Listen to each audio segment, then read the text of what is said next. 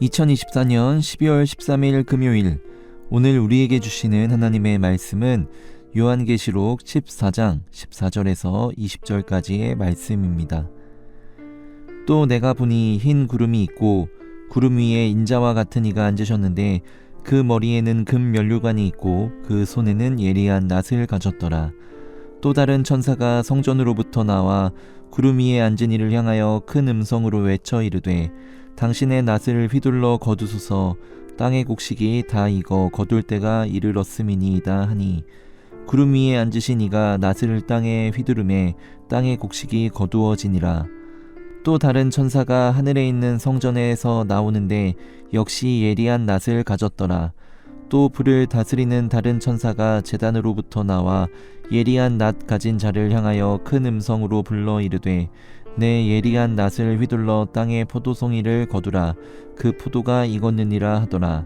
천사가 낫을 땅에 휘둘러 땅의 포도를 거두어 하나님의 진노의 큰 포도주 틀에 던지매 성 밖에서 그 틀이 밟히니 틀에서 피가 나서 말 굴레에까지 닿았고 1600 스타디온에 퍼졌더라. 저는 어렸을 때 치과를 가는 것이 참 두려웠습니다. 초등학교 2학년 즈음에 처음으로 신경치료를 받았던 적이 있었는데 뭣도 모르고 방문했던 병원에서 생애 처음 느껴보는 고통스러운 통증에 놀라 두려운 마음에 사로잡혔던 것 같습니다. 크라운을 씌우는 일만 남겨두고서 병원을 가지 않아 오히려 오랫동안 충치로 고생했던 적이 있었습니다. 사람들이 병원을 가기 싫어하는 저마다의 이유가 있겠지만 아마도 대부분은 치료에 대한 두려움이 앞서기 때문이 아닐까 생각됩니다. 마찬가지로 하나님 앞에 나오는 사람들도 그 나오는 것을 망설이는 이유는 하나님에 대한 두려움이 앞서기 때문이 아닐까 생각됩니다. 그러나 치과 치료를 받아야 통증에서 벗어날 수 있는 것처럼 하나님 앞으로 나와야만 죄의 지독한 통증에서 벗어날 수 있음을 우리는 잘 알고 있습니다. 그렇기에 우리는 오늘도 주님의 말씀 앞으로 나와 나를 향해 말씀하시는 주님의 음성을 마음에 새기는 것입니다. 오늘 본문은 두 단락으로 이루어져 있습니다. 14절에서 16절은 곡식을 추수하는 장면을 그리고 있고 이어지는 17에서 20절은 포도를 추수하는 장면을 그리고 있습니다. 그런데 이 두 단락의 내용을 살펴보면 그 형식이 매우 유사하다는 것을 알 수 있습니다. 사실 형식뿐 아니라 그 내용과 함의하고 있는 의미도 비슷한 본문이라는 것을 알 수 있는데요.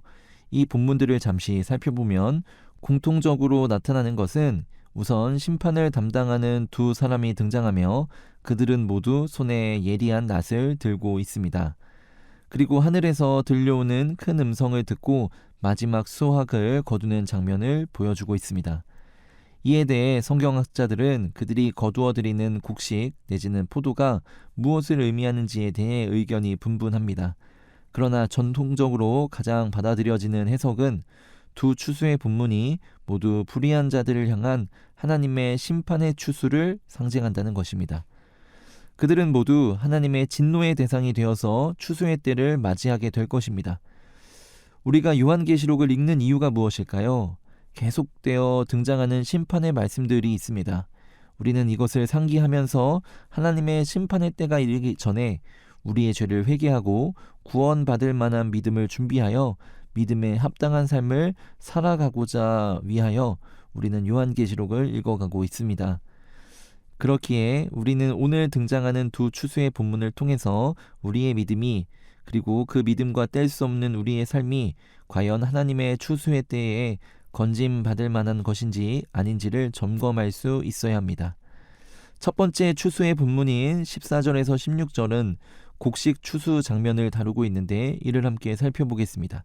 15절을 같이 읽겠습니다. 또 다른 천사가 성전으로부터 나와 구름 위에 앉은 이를 향하여 큰 음성으로 외쳐 이르되 당신의 낫을 휘둘러 거두소서. 땅의 곡식이 다 익어 거둘 때가 이르렀음이니이다 하니 15절을 이미지로 상상해보면 마치 곡식이 무르익어 추수를 앞두고 있는 들판을 상상하게 만듭니다. 지난 가을 교회에서 나오미 봉사를 다녀온 적이 있었는데 그때 했던 일들 중에 하나가 바로 낫을 들고서 다 익은 볕단을 잘라내는 일이었습니다. 논이 황금색으로 물든 광경을 바라보면서 아름다움에 감탄했던 기억이 납니다. 그런데 지금 15절에서 언급하고 있는 모습은 그런 풍성한 추수의 장면이 아닙니다. 여기서 곡식이 익었다고 표현하는 헬라어의 단어는 크세라이노라는 단어로서 헬라어 단어 사전을 보면 뿌리가 좋지 못한 식물을 건조시키다, 말리다 라는 의미를 지니고 있습니다. 그러므로 15절에 등장하는 곡식은 뿌리가 좋지 못해 썩어 있어 좋지 못한 열매를 맺게 되는 곡식입니다. 우리나라 고전 중에 흥부와 놀부 이야기가 있지요. 못된 짓을 일삼던 놀부가 제비에게서 얻은 박을 탔을 때 그 박에서 거짓패, 도둑패, 도깨비, 오물 등이 나와서 놀부의 재산을 도둑질하고 그를 두들겨 패고 자택까지 파괴하면서 하루아침에 거짓 신세가 되었던 놀부의 모습을 우리는 잘 알고 있습니다. 오늘 본문 15절에 등장하는 곡식도 이와 마찬가지입니다. 그 뿌리가 좋지 못해 좋은 열매를 맺지 못하고 있습니다. 그로 인해 마지막 추수의 시기에 낫에 베어버려지는 처지에 놓였습니다. 이 장면은 마치 마태복음 13장에서 언급하는 것과 같은 추수할 때까지 가라지와 알곡을 내버려 두었다가 알곡은 취하고 가라지는 뽑아 불태워버리는 장면을 연상하게 합니다. 예수 그리스도께서는 바로 그 심판을 행하고 계시는 것입니다. 사랑하는 연동의 성도 여러분, 오늘날을 살아가는 우리도 예수님의 심판의 낫을 피할 수 없습니다. 그때 우리가 알곡으로 인정받기 위해 점검해야 할 것은 하나입니다. 과연 나의 믿음의 뿌리는 온전한가입니다. 뿌리는 눈에 보이진 않지만 분명 그 열매로 뿌리의 상태를 예상할 수 있습니다. 우리가 일상생활에서 내뱉는 언어는 분명 우리의 믿음의 뿌리의 상태를 나타낼 것입니다. 우리가 행동과 이를 통해 파생되는 모든 일들의 결과물들은 우리의 영적 상태를 내포하고 있을 것입니다. 과연 나의 믿음의 뿌리는 온전할까요? 이 말씀을 증거하고 있는 저 역시도 오늘 말씀을 준비하고 묵상하면서 내가 행하는 언어와 행실을 돌이켜보게 되었고 나의 믿음의 뿌리의 상태를 발견할 수 있었습니다. 오늘 이 말씀 앞에서 우리는 믿음의 뿌리가 좋지 못한 식물이 과연 나의 모습은 아닐지 점검할 수 있어야 합니다. 그렇게 함으로써 예수 그리스도의 심판의 시기에 알곡을 맺을 수 있는 삶이 되시기를 주님의 이름으로 축복합니다. 이어지는 17에서 20절에서는 포도송이를 추수하는 천사들의 모습을 볼 수 있습니다. 포도송이는 보통 성경에서 예수님과 관련될 때 긍정적인 의미로 사용되어 왔습니다. 포도나무이신 예수님과 가지인 그리스도인들로 묘사되어서 열매를 풍성히 맺는 긍정적인 의미가 그 예입니다. 그래서 어렸을 때를 떠올려 보면 교회 학교에서 달란트 시상을 할 때 포도송이에 그 달란트를 붙였던 경험이 있으실 겁니다. 그런데 오늘 본문의 마지막 추수에서의 포도송이는 부정적인 의미로 사용됩니다. 특히 불의한 자들의 죄악이 무르익었음을 나타내는 의미로 사용됩니다. 이를 알 수 있는 몇 가지 드러나는 표현들이 있는데요. 18절에 포도가 익었다라는 표현은 절정에 이르렀다라는 의미를 지녀서 악인들의 죄가 절정에 이르렀음을 표현하고 있습니다. 심판의 때가 도래할 때 최고조에 도달한 그들의 죄악은 결국 19절에서처럼 하나님의 진노의 큰 포도주 틀에 던져져 짓밟히게 됩니다. 20절에서는 특별히 그 포도주 틀이 성 밖에 위치해 있다라고 이야기를 하는데 그들은 구원받은 백성들이 성 안에 거주하는 것과 달리 성 밖으로 내몰린 채 하나님의 심판을 받아 짓밟히게 될 것이라고 선포하고 있습니다. 그들은 하나님의 맹렬한 심판을 받게 되는데 짓밟히게 된 불의한 자들의 피가 말 굴레까지 약 1.5m의 높이로 1600 스타디온 환산하면 반경 300km에 이를 만큼 피의 강물을 이루게 될 것이라고 경고하고 있습니다. 그러나 이것을 문자적으로 해석하기보다는 예수 그리스도의 종말론적인 심판은 모든 악한 세력들의 종말과 파멸을 상징한다라고 해석하는 것이 옳습니다. 사랑하는 연동의 성도 여러분, 하나님의 심판은 반드시 임합니다. 누구도 그 심판에서 벗어날 수 없습니다. 이 두 가지 추수의 본문이 공통적으로 언급하는 것처럼 예수님께서는 이미 심판의 낫을 들고 계십니다. 그 추수의 시기에 알곡과 가라지는 반드시 구별될 것입니다. 우리는 과연 알곡을 남기는 믿음의 뿌리를 지니고 있습니까? 성 밖으로 내몰려 짓밟힐 불의함으로 가득 차 있습니까? 우리의 믿음을 돌아보아 하루를 살아가시기를 주님의 이름으로 축복합니다. 기도하겠습니다.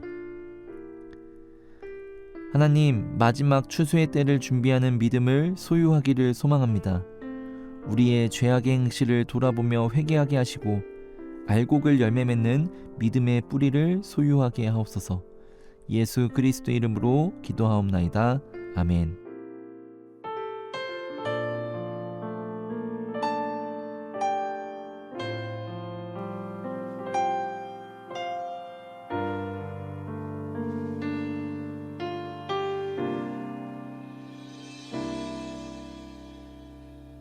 수많은 사람들 주를 따르네. 자신의 연약함 가지고 수많은 눈물의 시간 속에서 믿음으로 주를 보내.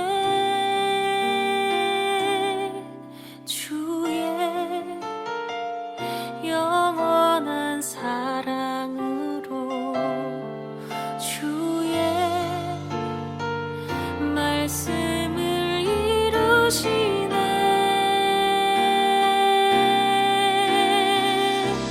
삶의 모든 문제들 나를 힘겹게 해도 포기하지 않는 오늘을 살아내리라.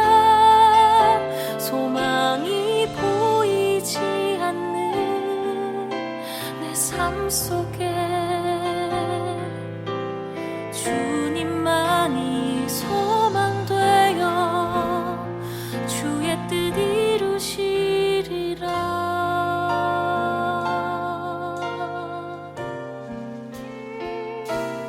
내 앞에 놓여진 상황 속에서 이겨낼 힘조차 없을 때 연약한 나에겐 힘겨운 이 길 믿음으로 나아가네. 주의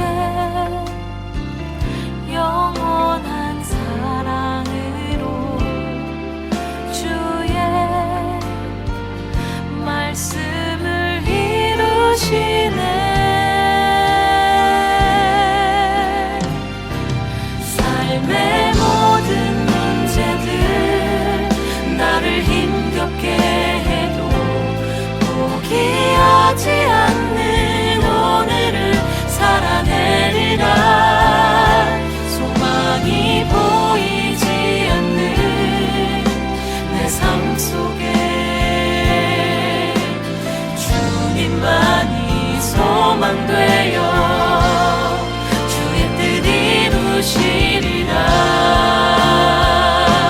삶의 모든 문제들 나를 힘겹게 해도 포기하지 않는 오늘을 살아내리라. 소망이 보이지 않는 내 삶 속에